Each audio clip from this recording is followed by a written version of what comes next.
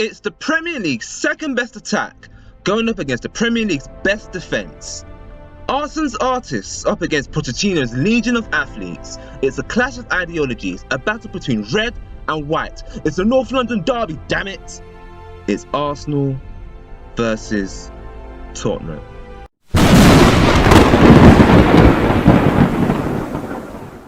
Woo! Hopefully the match is as dramatic and as exciting as my intro. If the last 6 matches are anything to go by, it'll be a close encounter. Long gone are the days of 5-4s and 4-4s. There's a lot of parity between the two sides, and Spurs have tightened up at the back in recent years. Tottenham have been in poor form, but that's only more reason for Poch to tighten up at the back even more, especially as they're missing key players. The onus will be on Arsenal to break them down. They failed miserably in a similar match versus Middlesbrough, so why should this game be any different? Santi Cazorla and Granit Xhaka, that's why. They weren't available versus Middlesbrough, but they will be against Tottenham, and they link the play from the middle far better than the uncreative duo of El Nene and Coquelin. Cazorla is a slight doubt, so he might be on the bench, but Xhaka is fit and he's back from suspension. He scored a few goals already for Arsenal, and he dominated versus Watford, but he's yet to have that big game moment like, say, Ilkay Gundogan versus Barcelona. The London derby could be it. His inclusion would help Arsenal cut through Wanyama and, I don't know, whoever partners him. Tottenham have got a lot of players missing, and that's key, because when you get past them, Tottenham's defence can be got at. Kyle Walker is the living incarnation of Jekyll and Hyde. Danny Rose is good, but he can be got at as well. Whilst Alderweireld, who is the glue that holds Tottenham together, is an absentee. And I can really see Arsenal grabbing a goal or two.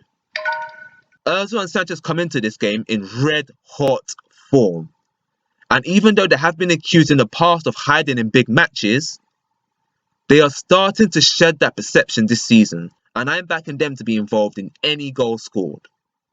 As you can probably see, I'm coming towards the end of this match prediction, and I've yet to talk about Tottenham as an attacking force. And that's because Tottenham's attack is a farce. It barely exists. Janssen and Lamela, who is injured by the way, so he won't be playing, they're hard working, but they aren't goal threats. Dele Alli and Eriksen are held as creative players, but in my opinion, they really flatter to deceive. And Sissoko, well, he's suspended, so I'll say no more. The only goal threats I see are Son and Kane. And with Son, I think a lot depends on how often he gets on the ball. He averages the least amount of touches out of any Spurs player to play regularly, and he seems unable to affect the game when he's isolated. And that for me is the true difference between a top player and a good one. Given I expect Arsenal to have the ball, I think he'll be quiet again. And that just leaves Harry Kane. He's often a source of nightmares for Arsenal, and he will play to some capacity, whether that's from the start or coming off from the bench. He, unlike Son, is someone who can score with limited service. But that Mustafi and Koscielny partnership is as tough as nails. If anything drops in a box, I could see them gobbling it up before Kane can poach it in. That's not to say that Arsenal defence cannot be breached.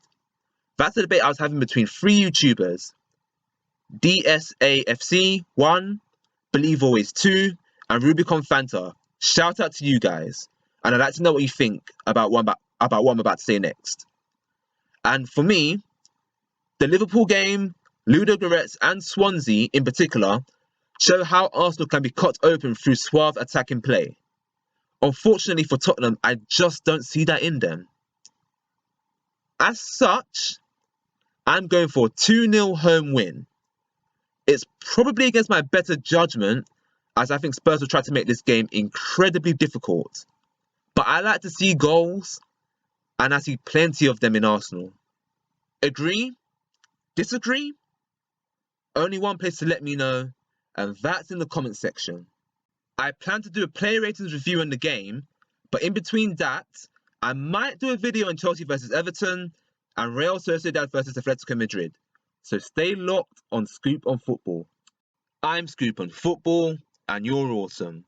You'd be even more awesome if you subscribe to me. So, what you waiting for?